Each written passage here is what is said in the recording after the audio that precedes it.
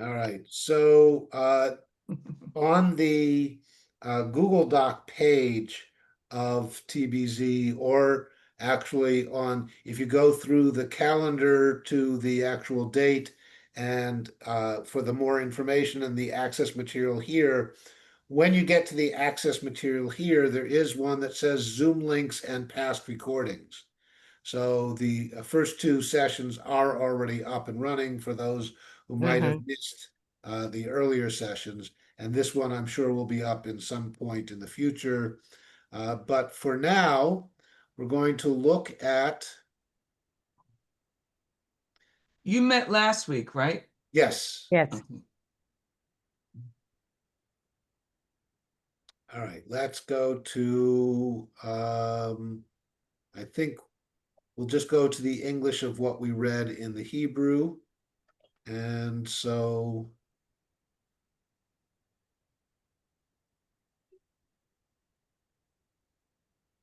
all right, so we finished Genesis chapter 1, which ended the creation with the idea that creation had been completed. We have the statement of Tov Ma'od, which I read as being fully completed, as Hmm. opposed to Tov, which was simply each step was completed. So Hmm. Tov Ma'od is now we are completely done. And Genesis chapter 1 ends there.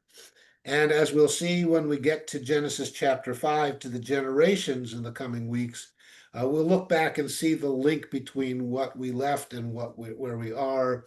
Because in the Genesis chapter 1, in the what I call the coastal people, in the documentary hypothesis, in the traditional modern scholarship called the E or the EP, Genesis 1 is followed by Genesis 5. In between, and Genesis 2, as we saw, began with Genesis chapter 2, verse 4, which was, again, a statement of creation, and then took us through, over the last few weeks, our 6 steps of desert reclamation. And that ended with Genesis chapter 2, verse 24 last week, when we said, and the whole goal of our creation process is to create married couples. Yep. And then the generation story, which will pick up in Genesis chapter 4, beginning at the end of chapter 3, and then Genesis chapter 4. The generations is, what do you do to create new generations? In Genesis chapter 2, in the Y story, or what I call the inland story, the new generations are created by coupling male and female. Oh. In Genesis chapter 1, new generations are created by a different process, which we'll talk about when we get there. But Genesis chapter 1, creation, 6 days of creation, or 6 steps of Tov, followed by a seventh Tov Ma'od. So Tov Ma'od was in a sense, the fulfillment of the first 6 steps, and was, in a sense, the seventh step of creation.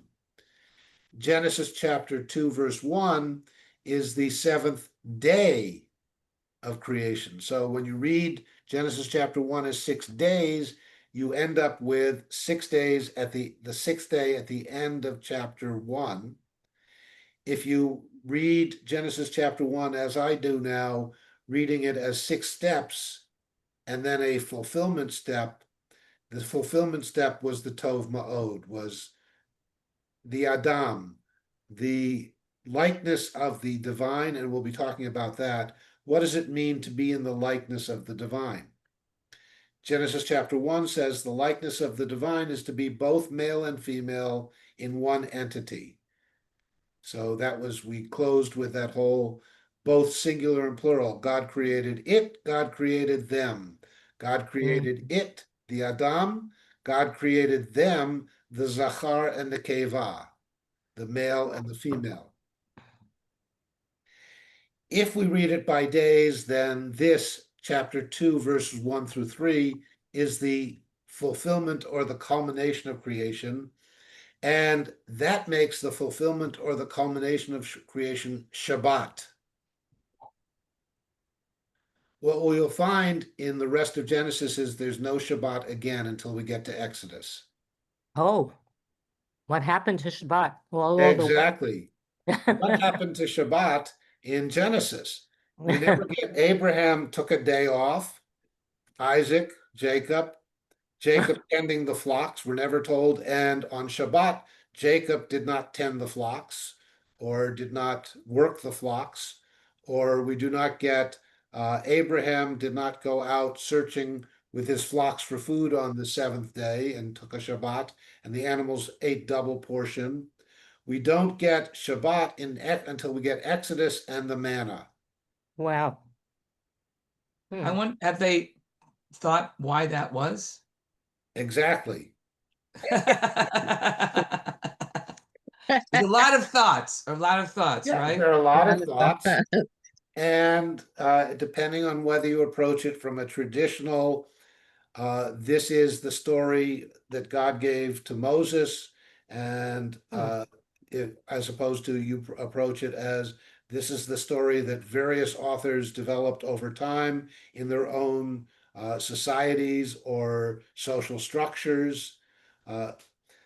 So if we read these first three verses of the Noe, What's the nogi?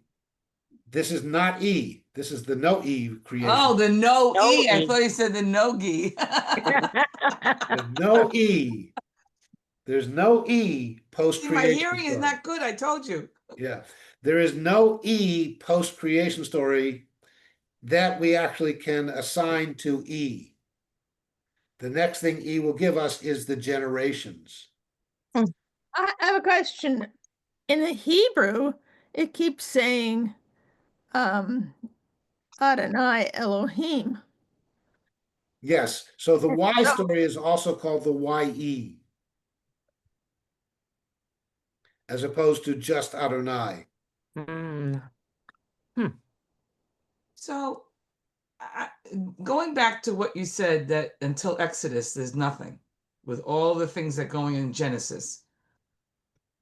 How do the Jewish people reconcile that you have to have a Shabbat if none of the major, Abraham, Isaac, and Joseph didn't recognize Shabbat?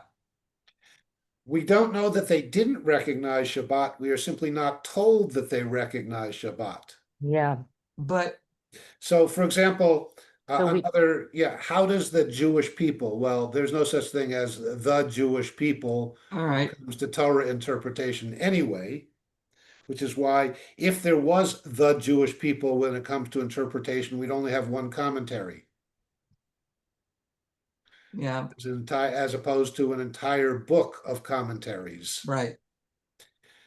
So I'll give you another example of what's not in Genesis, but the so-called the rabbinic approach, the oral tradition approach, what became the traditional Judaism or rabbinic Judaism, what is maintained in Orthodox Judaism, traditional Judaism today, is Abraham, you will recall a story in Genesis, welcomes three travelers who are men, angels, yes. something. And he gives them a whole meal of meat, curds, whey, yogurt, cheese. Kosher, it's not kosher. Aha. The kosher didn't happen then. So the traditional answer is we're not getting what was in one meal, we're getting the list of all of the things that they were given over the course of the day. Oh. And they had a milchik meal and then they had a fleishik meal. But that's not what the Torah says. The Torah says, and he gave them, and he says he gave them milchiks and he gave them fleishiks. So it leaves a lot to interpretation. Yes. So the traditional view on, for example, Shabbat here in Genesis chapter 2 is that this was God's Shabbat, as it stated. This was the preparation for the people's Shabbat. And the culmination of the preparation for the people's Shabbat will come out in Exodus. But the rabbis, for example, will tell us that Joseph kept Shabbat while he was running Egypt. Doesn't say he didn't. Doesn't say he did. The tradition, then the modern scholarly approach is, where did these three verses come from? They came from the later temple discovery, as it were, of the book of Deuteronomy and some other editorial redacting material that took the two stories of the disparate tribes, the coastal tribes, the inland tribes, the northern tribes, the southern tribes, the various tribes that were united into one common ancestry, and it added a few materials here and there in order to rectify apparent contradictions between the two stories. I have an interpretation that no one can, it's sort of like, it's hard to refute, even though I know people can refute it. I think that the seventh day, it being Shabbat, is all the time. It never ended. So that, and technically speaking, we are always, even though I know working and stuff like that, but you're spiritually, you can be in Shabbat for the rest of your life. If Yeah, you, and that's certainly an application and approach one can take. But from the text itself, where did these verses come from? The modern scholarly approach is that these verses came at the time that the Torah was actually created as a unified document, which is in temple period after the Babylonian exile, and we learned about Shabbat from the Babylonian Sabbatu, oh, from Shabbat. which was the seventh day of awe and dread. Well,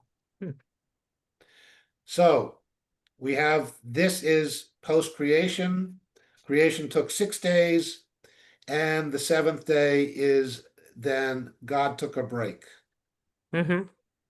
Some of the commentary also deals with the statement that God finished creating on the seventh day, and then God created a day of rest on the seventh day. And if the seventh day was a day of rest, how was God finishing creation? And of course, then you get modern various commentaries about that and traditional commentaries about, well, it looked to us like God was still working on the seventh day, but God could actually tell the nanosecond when it shifted from day 6 to day 7. And we, of course, start day 7, 18 minutes or more before day 6 has ended, to make sure that we're not actually working on day 7 or lighting our candles on day 7. So we can't tell the nanosecond of day shift, but God can tell it. Looks to us like God did it. That's all I want to say about the post-creation story, because that's all there is in this. The more crucial post-creation story that we really know and we think of as being the post-creation story, post both 1 and 2, is now chapter 3. I want to just point out, back in the Hebrew, after Adam and Eve, or the Ish and the Isha, because they're not yet actually named, there's the Adam, and then there's from the Adam, the Ish and from the Ish. So there's the Ish and the Isha, and their responsibility is to then reunite a Ish and an Isha to become again one flesh. And that's the end of the story. Post-creation, intro to post-creation, is actually verse 25 of chapter 2. And it says, the two of them were arumim. And the word arumim is usually translated as naked. But the word in Hebrew that parallels it is in chapter 3. We are told the Hanachash, and the serpent was Arum Mikol Hayat Hasadeh. He was Arum, same word, from all the living creatures of the field. Usually translated as chapter 2, verse 25 is usually translated, and the two of them were naked. And then in chapter 3, verse 1, it's translated, and the serpent was more clever than all the other animals. And that's the usual translation of those verses. I would say that since it's the same Hebrew word, we should somehow find a word to translate both verse 25 and verse 1 with the same word. Mm-mm. Why do they And use so, the word clever? It's not clever at all. It's naked. well, that's the point. Clever is a Yes, commentary. yes, yes. So now what could we use that would link the two together? Okay, here we go. The two of them were Arumim. I'll use the Hebrew for now. That is, they were the plural of Arum. They were something. And the two of them and his woman were not ashamed of each other, were not embarrassed. Hmm. Yitbo shashu, the Hebrew word, is usually translated as ashamed or embarrassed. Then the next statement is the snake, the serpent, was arum, was more arum than all the other animals. Mm. So now what is naked? What's another term for naked that we might use for both of them that would be in common? Mm. So naked means no outer layer, right? No clothing, no definable boundary between self and other. Where does my body end? Where does the other body begin? What is the boundary condition? What is the barrier, as it were, between me and everybody else? So humans wear clothes. Humans don't have fur, don't have feathers, don't have an outer layer of protection But that's obvious and visible. snakes have scales. Snakes have scales that are so smooth that they seem to be just not an outer layer of protection. Mm. Compare a snake to all the other animals. What does the snake not have that everybody else has? Fur, Fur feather. and feathers. So it's comparing the snake to everything in the field. Well, clearly the statement is the snake is being compared to, and it's more something than all the other animals out in the fields, all the other animals you see. Mm. Why And couldn't what says, the two of them were unclothed and then the snake was naked? yeah, or the snake was unclothed, not clothed with fur or feathers. So when you said like no barriers, maybe the no clothing and the being clever is related to no barriers in a way. Exactly. That's, in fact, that's my commentary that I like to make out of this when I do drosh on this particular text. Yeah, but then how can you say it's clever for the snake and not clever for the Adam and Eve? Well, how do we know that we shouldn't translate the two of them were clever and not ashamed? That could be. Yeah. So, what happens when you come across somebody who's not well protected? They're And vulnerable. exactly. And what do many people do to the vulnerable? They take advantage of them. Aha. And at the man and the woman, the Ish and the Isha, were vulnerable. So we could translate they were vulnerable, and the snake is the most vulnerable because it doesn't have a layer of protection. But if you are vulnerable, you are also then therefore unprotected from taking advantage of the vulnerabilities of others. Mm. And what is often said about bullies or those who take advantage of the vulnerable is that they are themselves vulnerable and overcompensate for it. Hmm. Yeah. So the two of them, and that's why we're told they were not yitbosheshu. They were not ashamed of their ability to prey upon each other or to take advantage of each other or to not take advantage. They were not ashamed. So we might translate it as they were not prey to their vulnerabilities and seeking vulnerabilities in others. You know, you could also, I know this goes against everything. You could also say that the snake wasn't so bad. The snake was just making a comment. Well, why can't we eat there? Because he was wondering too. Well, although the snake does have a sort of a twisted way of approaching things. And once again, the question often that what I believe needs to be asked about the Torah is why did they tell the story in the first place? Mm.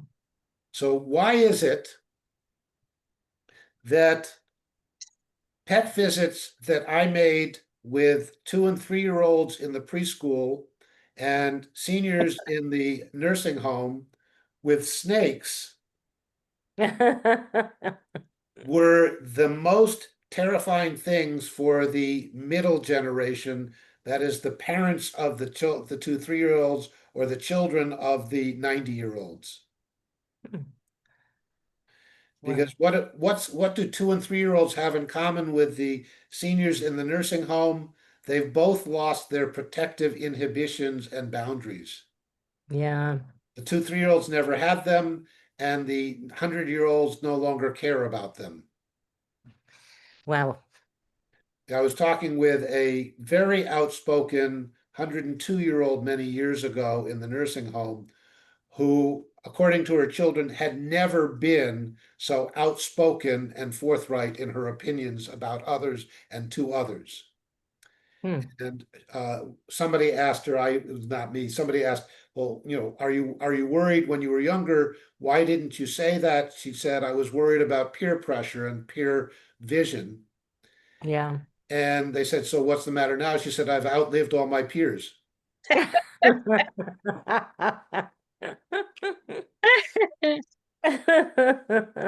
So humans are created with the opportunity to be perfectly open and unabashed with one another. And But they as we only learn grow, that as they grow up. yeah, I was saying as we grow up, we change. And, yeah. But ideally, as they grow long enough, they can shed some of those outer layers. Mm. And Well, in I'm on fact, my way. yeah, what does a snake do? It sheds its outer layer. It sheds Intact. its skin. Yeah, it sheds its skin and becomes completely naked again. Mhm. But it also helps to explain why that innate fear or hatred or enmity between humans and snakes seems to be more common. Mm. So it explains the status quo as opposed to justifying or establishing the status quo. Well, Yeah. you asked the question, what is the whole point of this story? And maybe the whole point is to show, why are women inferior? Why are women bad? Why are, In the patriarchal inland farming and shepherding community, there's certainly a hierarchy according to gender. And in fact, when we get down to the bottom of the story, that's what we get. God says, this is what will happen for men from now on. This is what will happen for women from now on. And this is what will happen for snakes from now on. And by way of example, if you have a rodent problem in your house or your barn or someplace, what is your first thought that you need to get? Exterminator. Well, not if you're out living in more natural settings. Oh, okay. A trap. You get a cat. Oh. Yeah. But really, if you have an apartment and you have mouse problems and you don't like traps and you don't like exterminators and you don't like chemicals, a really much more efficient eliminator of your rodent problem than a cat would be a Yeah. nice large king snake. And so my particular bent would be if I were on my own in an apartment or a house or whatever, and I had a rodent problem, I would just have a free roaming rat snake. But most people don't think like that, and this tells us why. because think- that's what we think about snakes. Think your wife would like that, a nice snake? Well, as long as it's, no, she never minded my snakes and lizards in cages. She just didn't want them free roaming. Oh my gosh, no way. And my son just bought a 150-gallon tank because his California banded king snake has now grown to almost 5 feet and it needed a bigger snake. And his wife has no problem with that either. But yes, according to the chapter 2, most people seem to have a problem more with snakes than any other animal. And that, according to the story, is because the snake is the most vulnerable and vulnerable seeking, Hmm. the least barriered. And that becomes the whole story. Hmm. And the whole story is to tell us at the end, why is it that people and snakes, the snake, we're told at the end, is always biting at the heel of people, and Hmm. people are always stomping on the head of the snake. Why is that the case? Because of this first snake. Was there once a story that the snake had legs and then they disappeared? And Midrash, yes, there are yeah, stories with the about slither snakes. on- yeah. Yeah, because how is so the picture one might have from this story is the snake has little legs and stood up and is talking face to face with Chava, with the Isha. Mm-hmm. And then because in fact in the story we're told that the snake now from now on will crawl on its belly. Yeah. So therefore it would seem to indicate that the snake didn't used to crawl on its belly. So this is, and that's why there's between snakes and people. And then the woman, now, from now on, the woman will have a lot of problems in childbirth and will have pain in childbirth.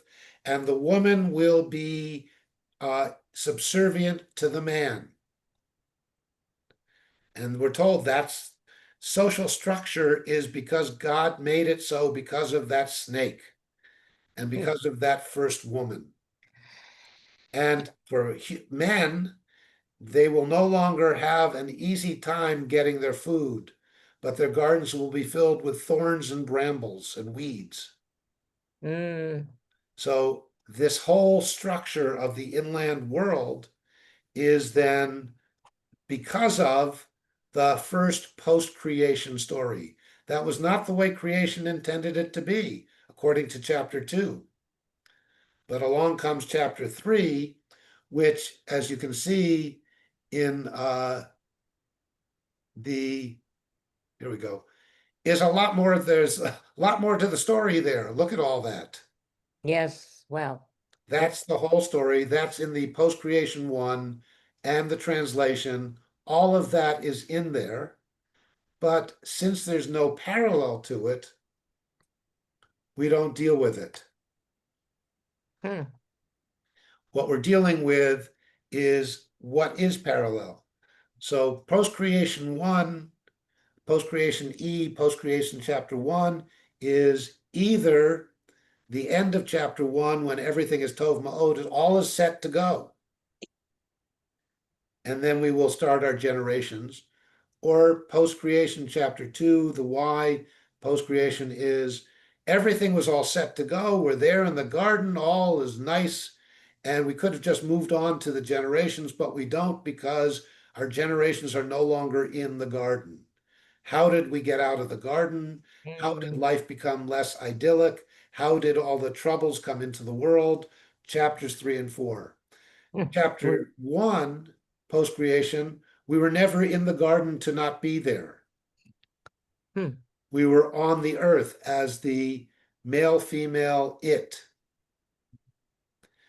So there are parallels then sort of break down, but in both cases, the world as it is explained. However, if I am correct that Genesis chapter 1 was really much more of a coastal story, the world of the coastal story doesn't need as much explanation as the inland world needs.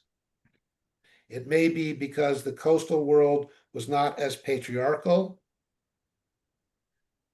until after the flood.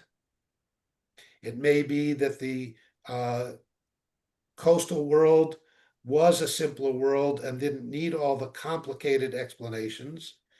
It may be indeed that the coastal world didn't have the human relationship to nature that the inland world has to snakes. So we need a whole bunch of explanation of the inland world. Chapter 3 is the system of social structure. Chapter 4 that we will look at briefly is the conflict between farmers and shepherds, otherwise known as the story of Cain and Abel. But for today, so the two of them, that is, they are the two Ish and Isha, the male and female separate parts, who have been told to get married, find a mate, and become one flesh with one another. And once again, you can combine flesh if there's no boundaries to the flesh. Mm. And they are ready to do that. And they are not seeking advantage one over the other. And then along comes the snake, which is equally unbounded.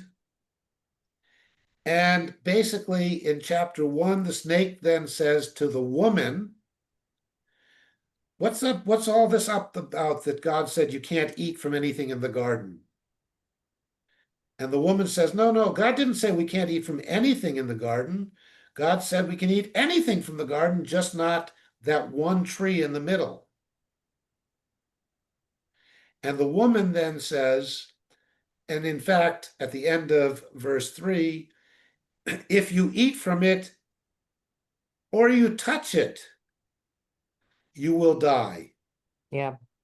And what did God say to the Ish, to the Adam, back at the end of chapter 2, when God put the Adam in the garden? Garden said, eat anything you want, just don't eat this tree. Yeah, he never said touch it. And God never said touch it. How did the woman know all of that? We're never told that after the woman is formed out of the man, that the man says, now, here's the rules of the garden. Nope. So we don't know how she even came to know what she could eat and what she couldn't eat. The assumption often is that the man tells the woman the rules, and therefore we don't know if the don't touch it came from the woman or came from the man telling the woman. On the other hand, if, remember, the story was told while the woman was still in the flesh of the man, then She a heard it. woman absorbed the knowledge of the man when she became separated, in which case the woman added the do not touch. Wow. So the snake then is often likened to the tempter. Yes. And that's where the snake is in later literature said to be the embodiment of Satan. Well, then they put the woman as the temptress. Right. Yes. Well, that will come later when she gives it to him. Right. But the snake then is the Satan, which in the traditional Hebrew text is simply the opposer or the adversary. Or as I called the Satan yesterday in Torah study, because the word Satan actually appears in last week's Torah portion of Balak and Bilam, Yes. the devil's advocate. So the role of the Satan is to give the alternative view or the opposing view, or to do the setup, which we get the Satan does in Job as well. So is the snake simply there to test the man and the woman? Is the snake there to tempt the man and the woman? Is the snake there to demonstrate that there are in fact choices, even though you don't know that there are consequences to choices until you eat of the tree that will tell you that there are consequences to choices? So again, if we read this as this sets up the future, we have to read it one way, or in one direction, even several ways. If we read it on we know the end of the story, now we're making up a story to tell us how we got to the end, then it's hard to fault the snake.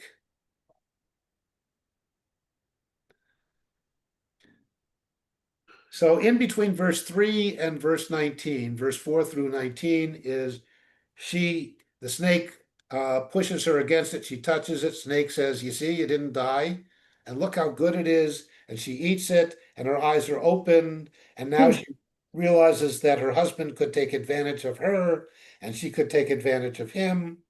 Going back to our ways of trying to translate a room. And she says, look, if I'm going to be in this situation, you better be too. And so she makes them eat. And then they eat. And then they realize that now they are vulnerable. They were not, in fact, ashamed or embarrassed because they were not feeling the vulnerability. In a sense, they're no longer 2 and 3-year-olds. They're now 16 and 17-year-olds. And the innocence of 2 and 3-year-old boys and girls playing with each other is no longer there for 16 and 17-year-olds, especially in a social structure. Yeah. Hmm. And so they hide because they're afraid of what God will say for them having become like that. And they hide and they hear a wind, a rustling in the bush. And God says, where are you? Like God doesn't know. Again, often when God asks questions in the Torah, we can interpret it as God is checking to see if we know, not God doesn't know. Finally, they get all their consequences, sometimes seen as punishments, but I would say explanations of the status quo or the state of being of human affairs. And Adam now calls the woman Chava. Before this, they were Ish and Isha. They were, as I translated last time, they were man and manward, or man and woman. Now she's Chava. She is life, the mother of all life, he says. And God makes them clothing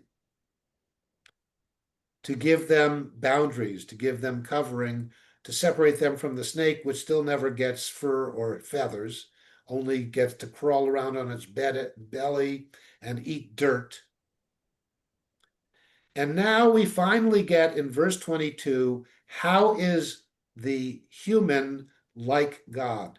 In verse 21, we were told the human was created in the image of God. In chapter 2, we're never told that they were created in the image, but rather they become the image of God, the image of the divine. What is the divine that is within humans? The ability to know Tov V'Ra, the ability to understand consequences of choice, the ability to plan ahead, and the ability, going back to my translation of Tov and Ra, the ability to finish the task and the ability to procrastinate, to set things aside. And finally, we've heard nothing about the tree of life, the Eitz Chaim, until this point, when we're told now they know that God never called attention. God made the Eitz Chaim and never mentioned it to the Adam and to the Ish and the Isha. God simply put a restriction on the tree of Tov and Ra. Now that they've eaten from the tree of Tov and Ra, now they might decide to go eat from the tree of life, the Eitz Chaim, and so they get sent out. And from then on, they have to work the ground.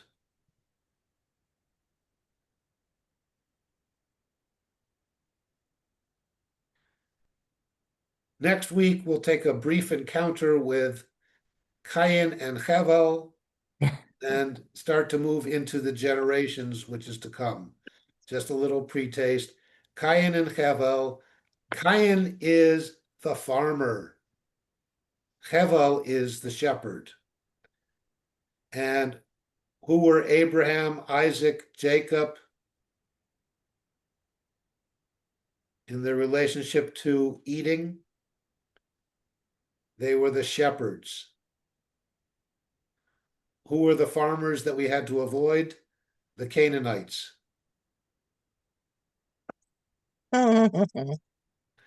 All right, so that's where we are. Any last quick questions, comments, thoughts on our post-creation mythology? Well, so much to think about, things that I didn't realize before. It's Yeah, again, the It's a- idea that the coastal people, the inland people, would not see the system the same, but shared the common sense of process yeah. and shared the common sense that we are set aside from the other animals in that we have some of the divine within us. Mm. The human in chapter 2 has the divine through the breath and then through the ability to choose. The human in chapter 1 has the divine because was specifically created in the divine image after the divine likeness, both in male and female at the same time, being them and it all at the same time.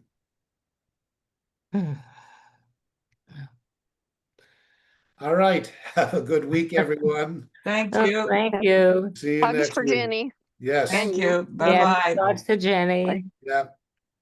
Shavua Tov. Yeah, Shavua Tov. Well, Tov. So